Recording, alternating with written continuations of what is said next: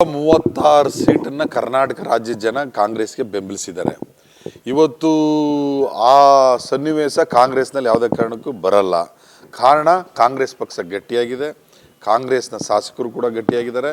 ಮಾನ್ಯ ಗೃಹ ಮಂತ್ರಿಗಳು, ನಾವು ಕೂಡ ಅಲ್ಲೇ ಇದ್ದು, ಮಾನ್ಯ ಗೃಹ ಮಂತ್ರಿಗಳು ಮಾಜಿ KPCC ಅಧ್ಯಕ್ಷರಾಗಿದ್ದಂಥ ಸಂದರ್ಭದಲ್ಲಿ ಆ ಸೈಟು ಭಾಳ ಗೊಂದಲದ ಗೂಡಾಗಿತ್ತು.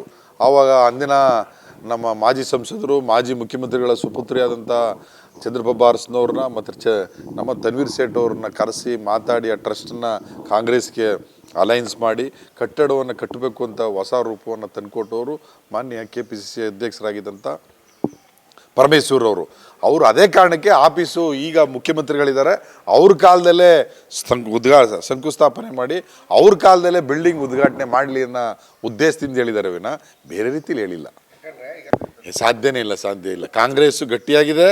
ಮಾನ್ಯ ಸಿದ್ದರಾಮಯ್ಯನವರ ನಾಯಕತ್ವದಲ್ಲಿ DK ಶಿವಕುಮಾರ್ ಅವರು ಮತ್ತು ಕಾಂಗ್ರೆಸ್ನ ಹೈಕಮಾಂಡು ಮಲ್ಲಿಕಾರ್ಜುನ್ ಖರ್ಗೆ ಸಾಹೇಬರೆಲ್ಲರೂ ಇದ್ದಾರೆ. ಕಾಂಗ್ರೆಸ್ ಪಕ್ಷ ಗಟ್ಟಿಯಾಗಿದೆ. ಕಾಂಗ್ರೆಸ್ ಸಂಪೂರ್ಣವಾಗಿ ನಾವು 5 ವರ್ಷವನ್ನು ಸಂಪೂರ್ಣವಾಗಿ ನಮ್ಮ ಸರ್ಕಾರ ಇರ್ತದೆ.